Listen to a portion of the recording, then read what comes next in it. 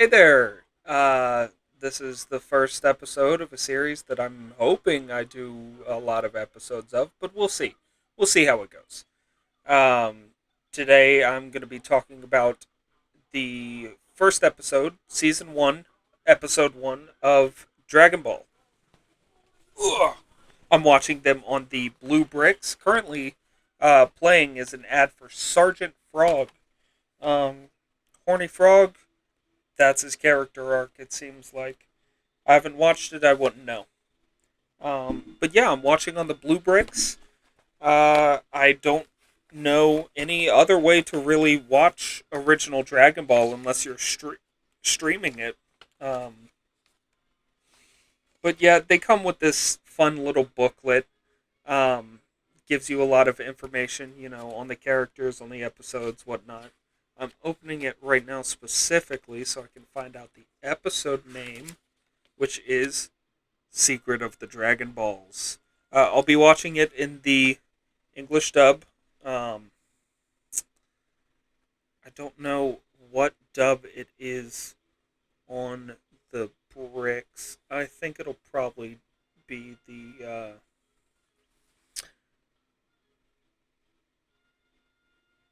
one that everybody likes. I don't fucking know. I don't know. But I'm gonna play this episode, and we're gonna get into it.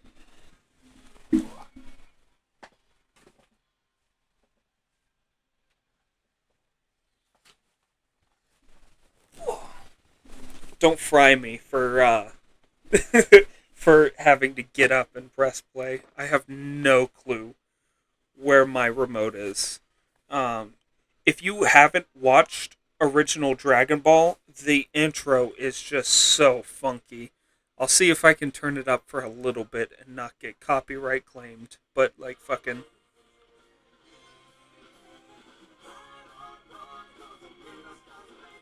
I mean, it's just hot. It's hot. It's so hot.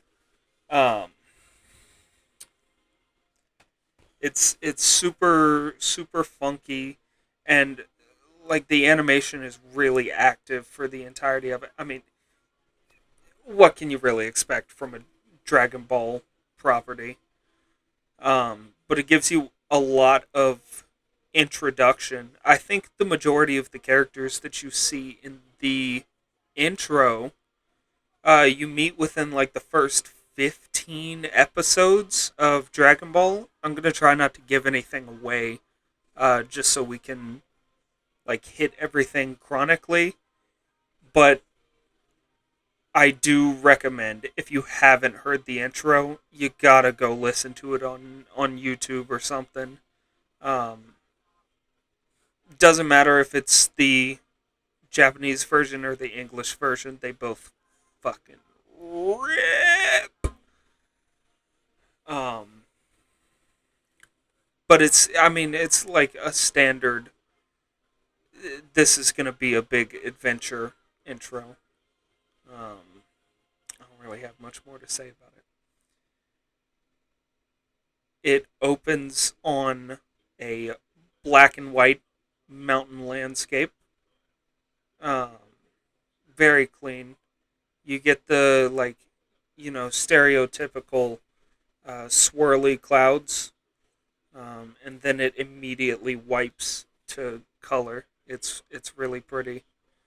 You get a nice silhouette of Goku.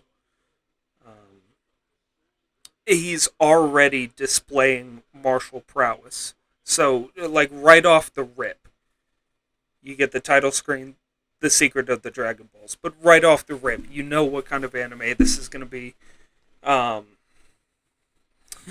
my boy's ready to put up the ones. He's super ready to fight. Early Dragon Ball really loves, like, establishing nature shots. Um, it's all just really pretty. They show a shot of Goku, he's running on a log with a gigantic saw. So you already know that he has, like, some kind of strange amount of power for a child. He's child sized. But they show this shot of Goku running on the log, and then immediately cut to a shot of a monkey, to kind of display that he bears a striking resemblance to monkeys. Foreshadowing, maybe. Uh, After he hops off his log, he's doing martial arts to break it into a bunch of pieces and make firewood for himself. So he's not so much learned how to use it to hurt people as much as he has to make his life easier, which I respect. Um, in this in this episode, you can immediately see he has a tail. Um, so you know he's no regular child. I mean, if you couldn't tell from the log rolling and the gigantic saw. Um, we're introduced to Bulma as she's driving across a mountain range. She's got like a pink kind of dress on. It says her name right across the chest, which is just so iconic. She's got a ponytail up, kind of lets you know that I think she's 16. She might be a little younger than that, but she's old enough to drive. Uh, we get a shot of the first Dragon Ball that we see, the four-star Dragon Ball, and Goku speaks to it like it is his grandfather. More foreshadowing to come. But we're introduced now to a character trait of Goku's that's present for the rest of the series, which is his hunger. He's just an insanely hungry individual. He's currently like just fucking whipping through the trees like he's a monkey. Again, more what's the word? More illusion, Allusion, something like that. He's sitting in a tree just eating an apple.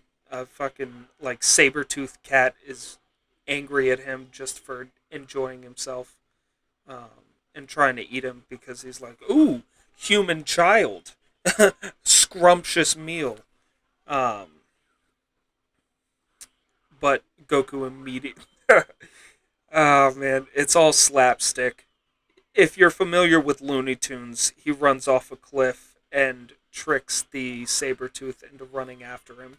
And then the Sabretooth does the fucking spring eyes running on air, falls into a lake.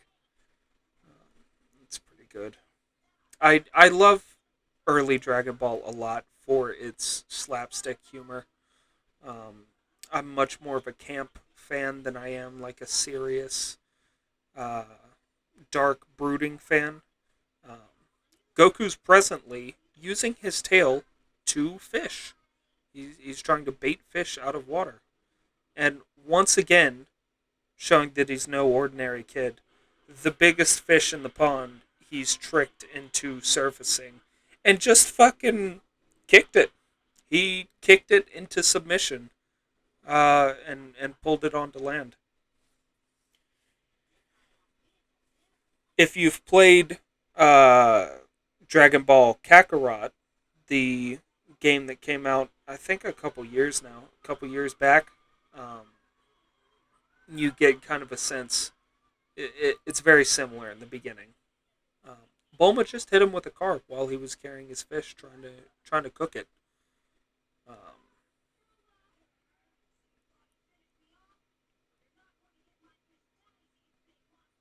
Goku thinks the car is a monster.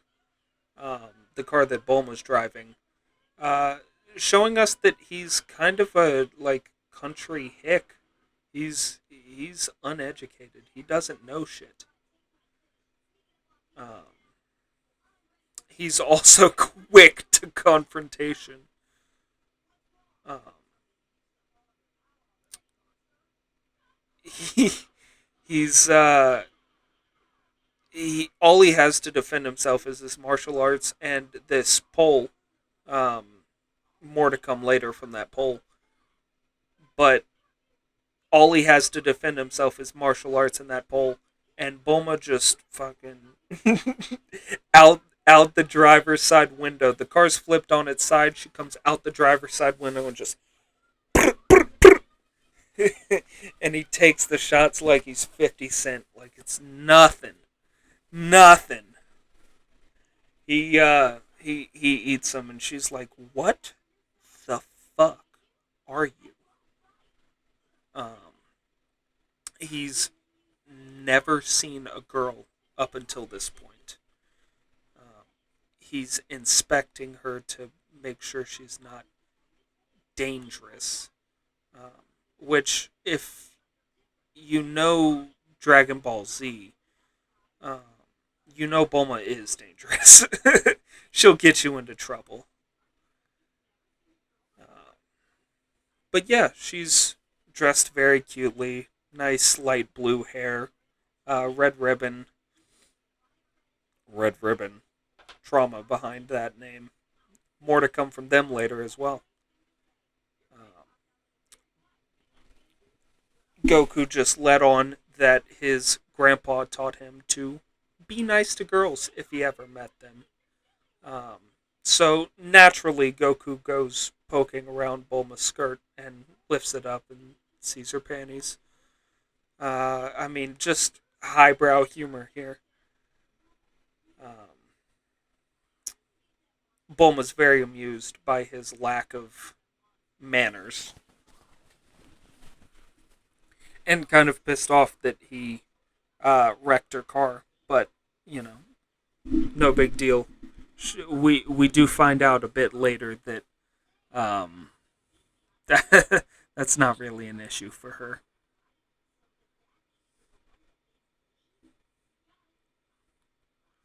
Goku's finding out that Bulma is from the city, and I would say Bulma is the definition of a city girl. Um, we see the Dragon Radar for the first time in this episode, which is the radar that Bulma uses to track the Dragon Balls. I believe on the radar it shows seven of them, so it's established that there are seven balls. Um, so at this point, we know that Bulma is after that four-star that Goku thinks is his grandfather. And she thinks he's adorable. Uh, we'll see if that we'll see if that continues. I think I remember a line from either Z or like Super where she's like, "I wonder if I still have a chance with him." And at this point, he has a wife and a kid, maybe two. No, I don't think. I don't think Goten was on the way at that point. But yeah, her character arc is kind of rough. We'll explore that naturally. The mid cards are very fun. You get Goku rotating rotating an umbrella, trying to keep all of the Dragon Balls on it. Of course, he does it because he's naturally talented. And then you see a pig general rotating the umbrella. More from him later. Bulma's shocked that Goku just has a Dragon Ball. And Goku's naturally pissed that she's meddling with his grandfather. Um, More about the fate of his grandfather later on. He's also Goku is. Goku's also astounded by the glowing of the ball. He thinks his grandfather's communicating to him.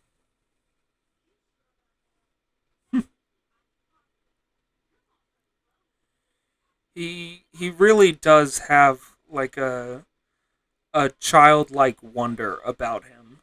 It's established later in this episode that he's like 14, I think.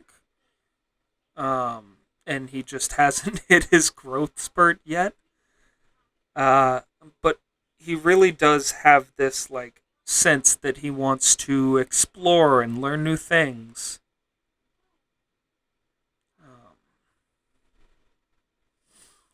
Um, Here we go. We get a shot of Pilaf and his henchmen for the first time here, just to show us that somebody else is also after the Dragon Balls. Naturally, Pilaf, also child sized, and a bit of a scaredy cat.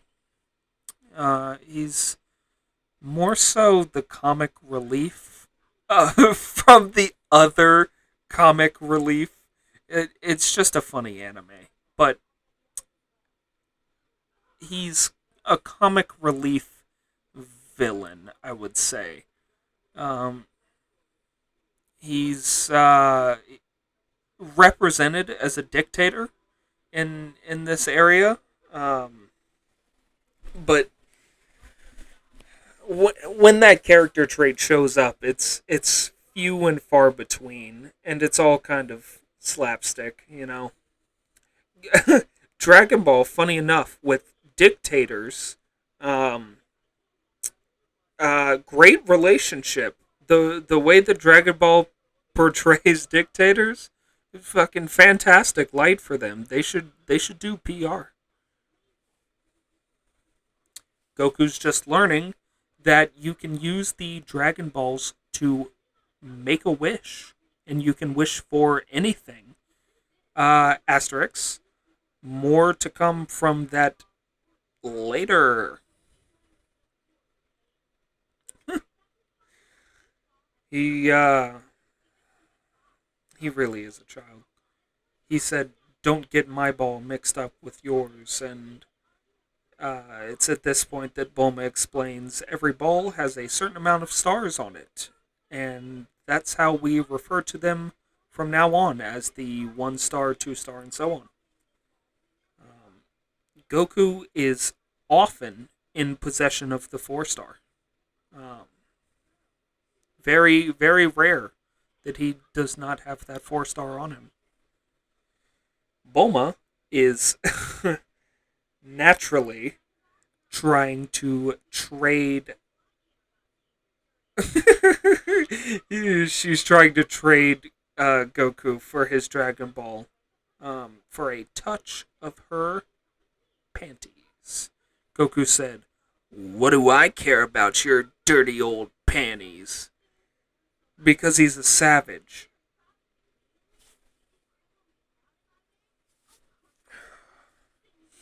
She's also manipulating him into going on a quest with her to find the rest of the Dragon Balls. Most likely because she wants a bodyguard, but also because she doesn't feel like it's enough effort to trick Goku into giving her that ball.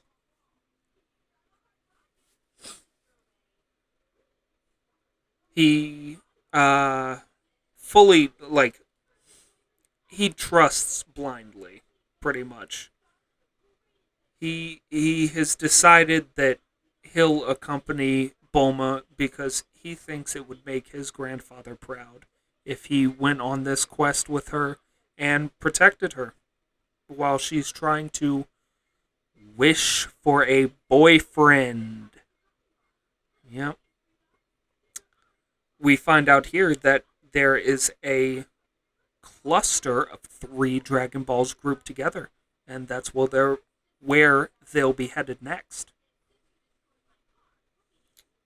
And she's sassy as hell. "Since you destroyed my car, we'll be needing a new set of wheels." She shows us a capsule case which contains all kinds of like contraptions, vehicles. It's here that we're introduced to the idea of um, items being stored in capsules. Uh, More to come from that later. He has a distrust of the machine again, and they're whipping. They're they're zooming through the mountain landscape.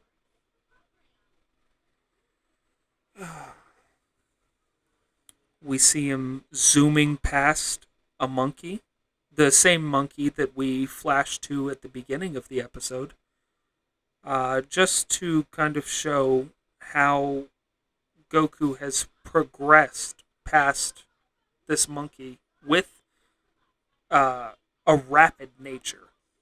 Uh, we'll find that that's often a trait of Goku's to surpass. That's what he does. They hit a hill very hard, and Goku thought they were flying. Bulma has to pee, and Goku's confused as to why she won't do it in front of him. The fucking deadpan explanation. I think that's funny. Um, but yeah, he has no concept of gender. He doesn't. It doesn't make sense to him. And it's cute. It's fine. This was made in the like late '80s. Less serious implications than I think from an ignorant boy. Bulma's currently captured by a pterodactyl. You'll see a lot of Jurassic animals in early Dragon Ball. I think Toriyama was just a fan of drawing them. But he definitely has a name. Let me see if it's listed in this guide. The pterodactyl has tricked Goku into just like getting getting captured, getting tied to a stump.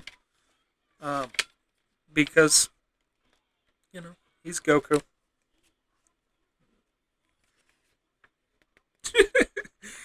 Bulma's still captured, and the pterodactyl is flying away with her. And she's like, "Save me, you fucking moron!"